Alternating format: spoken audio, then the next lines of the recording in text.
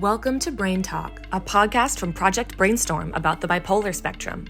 Your hosts are Dr. Jim Phelps, a psychiatrist and author of several groundbreaking books about bipolar, and Sara Schley, author of the memoir Brainstorm, From Broken to Blessed on the Bipolar Spectrum, and co-creator of Brainstorm the Film, coming to you in 2025. Here on BrainTalk, we'll interview new experts each week about their research and expertise within bipolar, and listeners will call in to ask questions. Let's work together to save lives, end the stigma, and create healing for everyone on the bipolar spectrum and those who love them. It's such a pleasure to wake up and know that we're going to be doing our podcast together. Today, we have a very cool and awesome person joining us on Brain Talk, and I'm honored to welcome Dr. Erin Michalak. She's just a whirlwind of creativity, inspiration, and I don't know, social entrepreneurship or something around bipolar. Yeah, main driver behind the whole, they call it CREST BD, right? University of British Columbia originally driving this whole network of providers and people with lived experience. It's an amazing organization. I'm really looking forward to hearing more about it. Let's welcome Dr. Erin to Brain Talk. Welcome to Brain Talk, Dr. Erin Michalak. Did I get that right? You did. Perfect. Thank you. Great to have you on. Thank you very much for coming. Oh, the pleasure is all mine. Jim, Sarah, you two are the people I admire most in the bipolar disorders cosmos. So to be here on your podcast, on your show today is just a huge honor and pleasure for me. Thank you for having me. Well, I guess we both would say back at you. So it's going to be a mutual love fest because I'm so inspired by everything that you do, Erin. I brag about your organization, Crest, and you inspired a lot this podcast through your podcast called Talk BD, which is wonderful as well. I think we just like to start by asking you, kind of who you are and what brought you to this domain of working with bipolarity. The town that I live in is Huesam, Roberts Creek, which translates as where the water bubbles up, which feels very apt to me. It's a beautiful, fertile land, original homes of the Coast Salish people. I feel very lucky to live here. And on most days, I kind of identify more as a mini farmer and animal wrangler than a bipolar disorder expert. It's one of the things that gives me great stability in my life. And when I'm not wrangling animals, I'm leading a team of people around the world who specialize in research in bipolar disorder, which I founded about almost 2 decades now, CREST BD. I came to Canada on a postdoc. So a postdoc is what you do after you've finished your PhD, and it's a few years to really kind of figure out the field that you want to be in. And part of the idea with postdocs is that you're really looking to carve out an area that's a bit different or unique, or is going to push the envelope in an area that isn't being done in research yet. And I was working in unipolar depression at that time, actually chronic depression, and treatments for chronic depression, and had not really had much work or exposure to working with people sort of clinically, with people with bipolar disorder. And I remember the very first interview I did with somebody living with bipolar disorder. I was looking at quality of life and the ingredients for quality of life. And I sat down with her for a couple of hours and realized that there was so much to be done in bipolar disorder specifically. And it was just the most interesting condition for me. I don't live with bipolar disorder, but a lot of my family members have and do. And so from that perspective as well, intrinsically, it kind of felt like home to me in the place that I should be.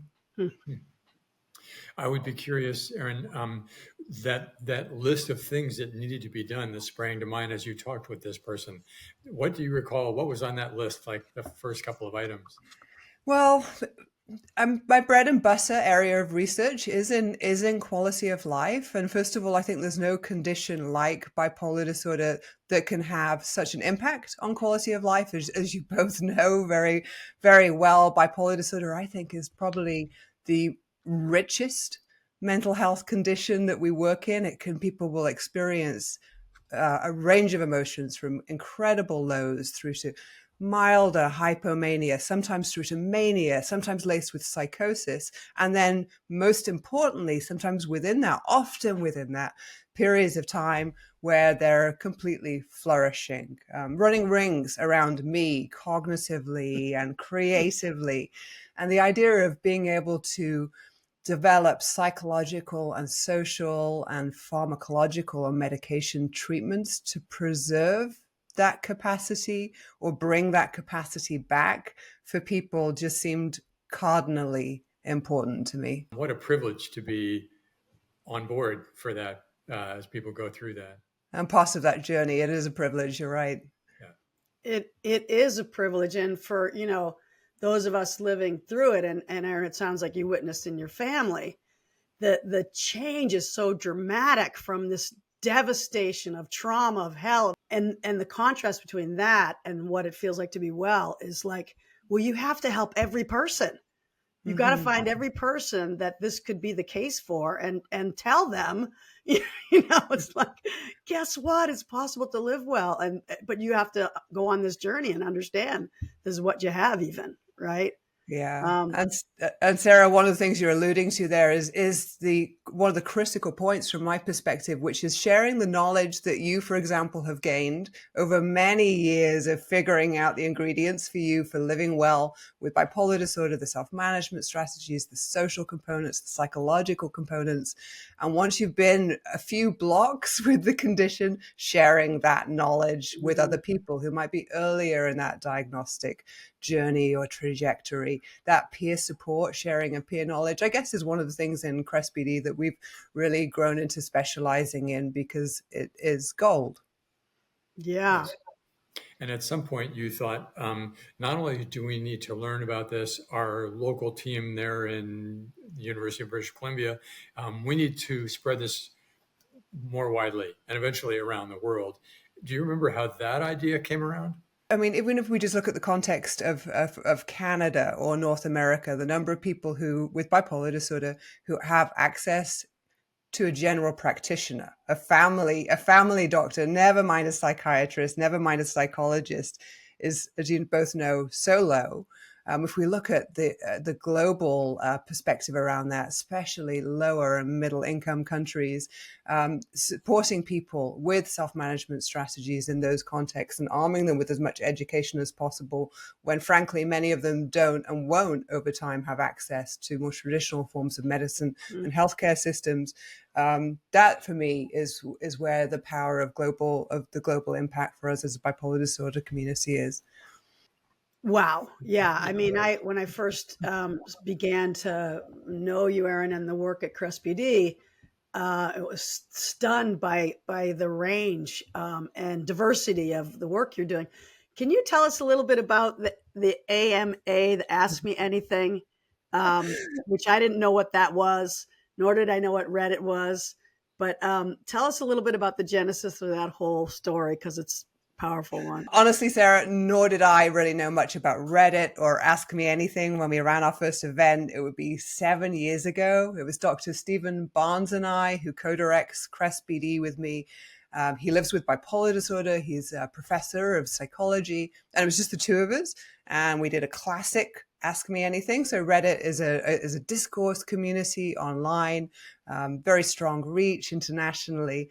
And they host, typically at Ask Me Anything is an hour where you sit down and anybody in the Reddit community can pose questions to you online and you tackle those questions. And so we did that for an hour, and that was that for the first year. And then somehow or another over the years, it just grew. And in the last event we held, most recently, there were 71 of us as panelists. Both of you joined that esteemed panel. We run for 48 hours now, but actually the event actually runs for several days and is the largest bipolar disorders communication event that happens internationally. We handle thousands of questions, really importantly, from around the world, from a multitude of countries. And it's just, such an invigorating event.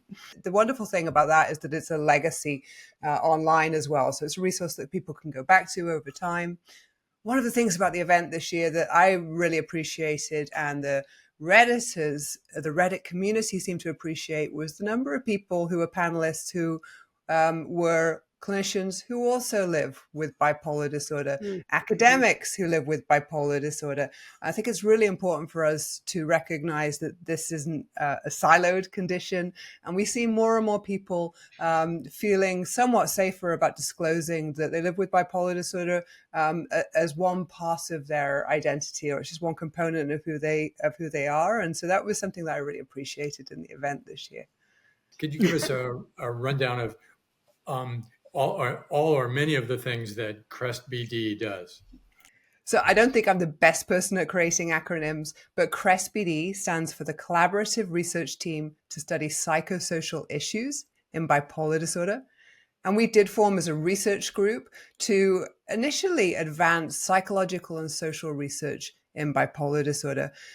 We specialize in different aspects of research, psychological treatments, addressing stigma, quality of life research.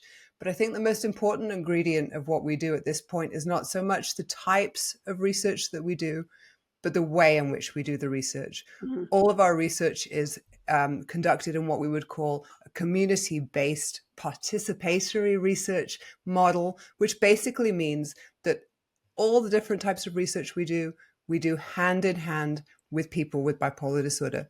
So this means when we're applying for funding, all of our grants have people with lived experience, all of our funding applications. When we do the research, we hire people with bipolar disorder to work with us as co-researchers, or indeed to lead some of the projects that we're working on. When we publish together. And when we exchange information and share knowledge from the projects, we do that hand in hand with people with lived experience. We know from experience that this really helps the quality of the science that we're doing, but also the impact and the reach of it. So it gets into the hands of the people who need it most. Hey, standing ovation. Yeah. I mean, that I obviously as a person we've lived with, it's healing. It's just healing even to hear that, that our voices are honored enough to be included and considered equally as important. So CREST BD, after you started it, then went off into multiple different directions in terms of things to study and projects underway. Could you just give us kind of a big picture overview of those things? So the areas of research that we're specializing in at this point of our evolution in CREST BD are actually very similar to the ones strategically that we began with. So the study of psychological and social treatments. I'm really happy to say that the field of bipolar disorders research has really advanced in terms of recognizing the importance of psychological and social treatments now. That wasn't the case when we began. I still think that the study of stigma and how stigma, self-stigma, social stigma, and structural or societal levels of stigma pose huge barriers for people to access treatment. And so we're still investigating how to slowly, bit by bit, dismantle different levels of stigma for people with the condition. We did some studies, they're called qualitative. That means you're sitting down, interviewing people or putting them in groups and talking to them in depth about their experience of conditions. And one of the early studies we did was qualitative interviews with people with bipolar disorder about their experiences of stigma. And one of the quotes that sticks out for me was a mother whose child had bipolar disorder. And she was talking about just the wrath of stigma that she had experienced and her child had experienced because of their condition. And she said, if my child had leukemia, you would have all been bringing me lasagna. Mm-hmm. Mm-hmm. Yeah. Right. Yeah. I know. I get that gives me chills and tears to think about. That's true. But we've had so many opportunities with digital mental health evolution and revolution to get the findings of that research into communities and into the hands of people who need it. So over the last 6 years or so, our flagship study in CREST BD has been to develop an app, Polaris, to share the very best of the information on self-management strategies and quality of life measurement to people with bipolar disorder. And one of the things that excites me most about the advancements that happened is that it's not just going to be in English. The early version was just in the English language.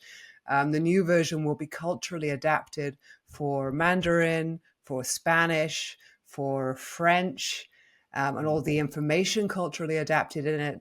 So what's your hope for someone like me? What will, Polaris, if I'm saying it right, interacting with the app, give me that I don't have now? I think one of our most important outputs in Crest BD is that we developed what still stands as the world's only specific measurement system for quality of life in bipolar disorder. So we developed a scale a number of years ago that you can do in kind of paper and pencil. You can do it on the web, or you can do it through the Polaris app that really tells you where your quality of life is currently in the context of bipolar disorder. Now, as I'm sure you know, quality of life is such an interesting, we would call it a construct. It's such an interesting thing to try to measure. It includes things that would be the same for all of us, or probably important for all of us, whether or not we live with bipolar disorder. Physical health, so, the amount of exercise you're getting, the quality of your sleep, your social life. But then it also includes some things that might be a bit more important for some people with bipolar disorder. For example, how are your finances going? How is your identity or sense of self? That can be really rocked for some people with the condition. One of the first things that people get when they get a diagnosis is an emphasis on the psychological and social treatments, not just the medications. Yeah. And that's one of your things that your program does. Yeah. I love that, Jim. I'd love to roll with that a bit. So imagine that I'm a person with bipolar disorder and I'm coming into your office as a clinician. And I've had the classic experience that many people have. I've been thinking that I might have the condition. I've gone online. And what I've come across is a whole bunch of misery statistics. I read that people with bipolar disorder are likely to be brain damaged, to have shorter length of lives, to be more likely to experience divorce or social problems, to have a struggle finding the right medications. If I'm that person coming into your office for the first time, how would you reframe that narrative in that golden opportunity of your first meeting with, imagine me as a young person with bipolar disorder seeing you for the first time? What would your strategy be there? A lovely question. Thank you. I think the short answer is what I always used to emphasize: 100% symptom control, 0% side effects. Now, that doesn't say anything about quality of life. But in my head, what it means is we're going to take this illness off the table. We're going to get 100% symptom control with 0% side effects. You will have a life that would be akin to what you would have had without this illness experience. Yeah. It's beautiful. Yeah. And you're right, Erin. Everything you said, it's like, what? Like, I'm going to have cognitive decline and I'm going to die and I'm going to have, 50% chance of attempted taking my own life. When in reality, now that, I've met so many wonderful people who live with bipolar, we can live really full, rich lives and creative lives. And why all of us are in this business right now, right? Because we want to spread that message. I love that. I think we're touching on the ingredient of hope. And expectation of good things down the road. And that is such a powerful ingredient in the treatment of most anything, and certainly a powerful ingredient in the treatment of bipolar. Okay, back to the AMA. I wanted to ask you, what's your favorite question from this year, or a couple of your favorite questions, maybe surprising questions? Because we're going to put the AMA link in the show notes, because as you said, there's just a wealth of information there. I'm going to go back to my favorite question from last year because it still sticks with me and kind of makes me giggle.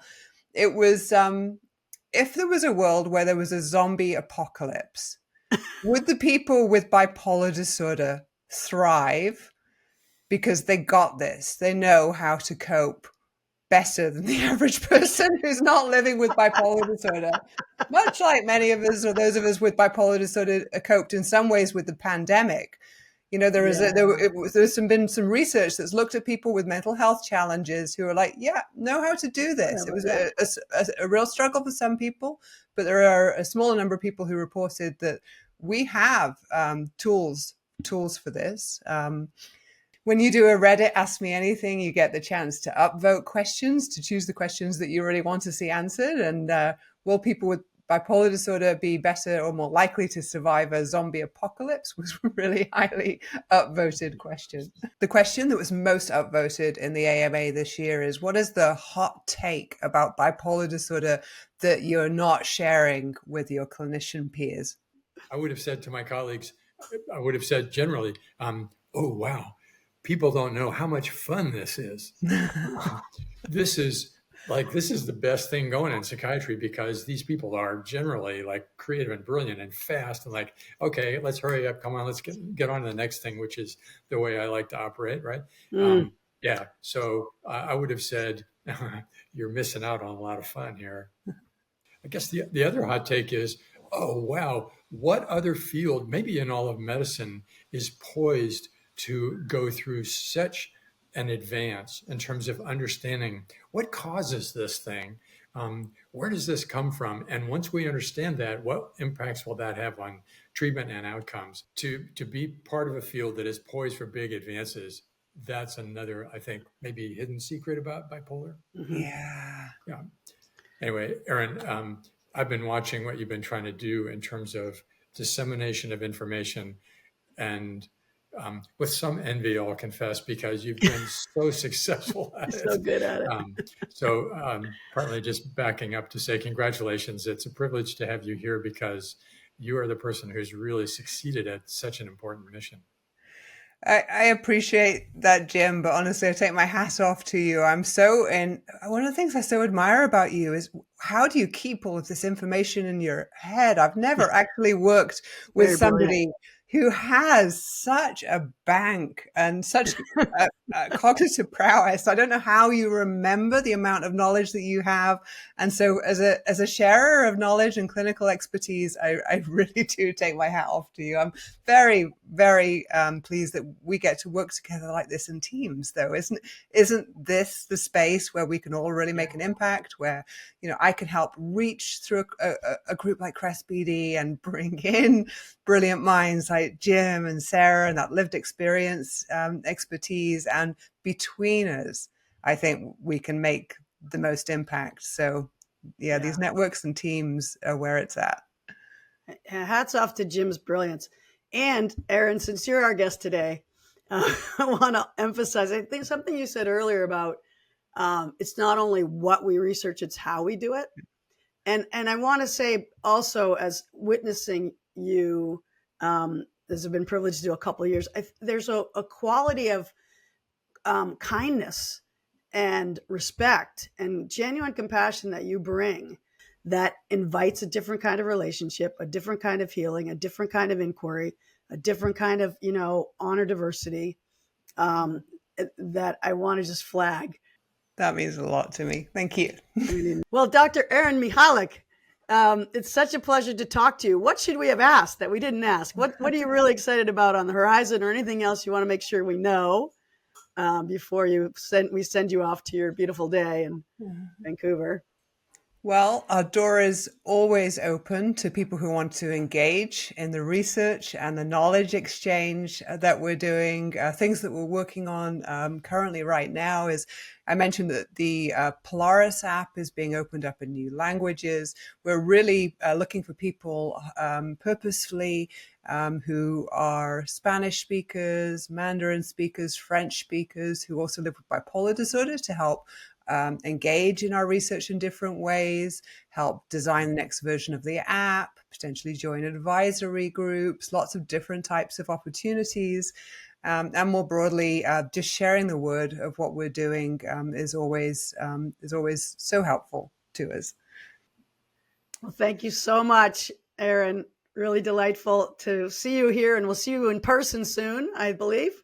I hope, in Japan at the ISBD, International Society of Bipolar Disorders.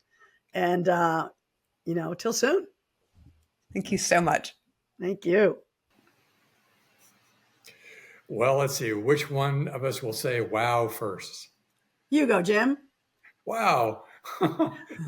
Yeah, such a wonderful person, as well as scientist, as well as entrepreneurial endeavor creator. What a privilege to be able to talk with her. And I'm thinking you guys are really from the same tribe. coming at it from a different perspective, right? In terms of this whole psychoeducation, wellness, honoring the person in front of you, finding ways that are, in addition to medication, to get better. And I honor you both from that, from my perspective of experiencing, it's such a relief, and healing to have a clinician who gets you, gets you and respects you and understands and wants to work together with. And I was thinking of Emily Dickinson right now. Hope is a thing with feathers, but hope in itself is healing. And part of the reason I think why those of us living with get so skeptical is because it's been 20 years and we've had 7 different practitioners get it wrong. And so the 8th one gets it right, but we don't know that yet. We don't trust you. So my guy who finally diagnosed me right after 25 years using your diagnostic, I would call, he was a total mensch, means an awesome human being, had open office hours from 9 to 10 p.m. every Monday through Thursday. Can you imagine that? That's something you would do, Jim. You can't find that person. Anyway, the whole point was, so I'd call up and go, it's not working. And he'd say, don't worry. We know what you have. You're going to get better. Stay the course. Click. Next night I'd call up, but same thing. Repeat. But just the fact that he was there validating that, gave me courage to keep going because it took a while, for it to work. Yeah. It being the new medication. So anyway, wonderful. So great that Erin's out there and everything she's doing is stunning. So people, have a look at the AMA and onwards. Yeah. Thanks, Jim. Thank you, Sarah. Have a great day. Talk to you later. Thanks so much for joining us on BrainTalk, our bipolar spectrum podcast. BrainTalk is a program of BrainStorm, a multi-platform project about the bipolar spectrum, which includes Sara Schley's memoir and a full-length documentary coming in 2025. We aim to save lives, crush stigma, and maximize healing for all people living with bipolar and those who love them. For more information, head to www.brainstormthefilm.com. To call in to a future episode and ask questions, go to brainstormthefilm.com/podcasts.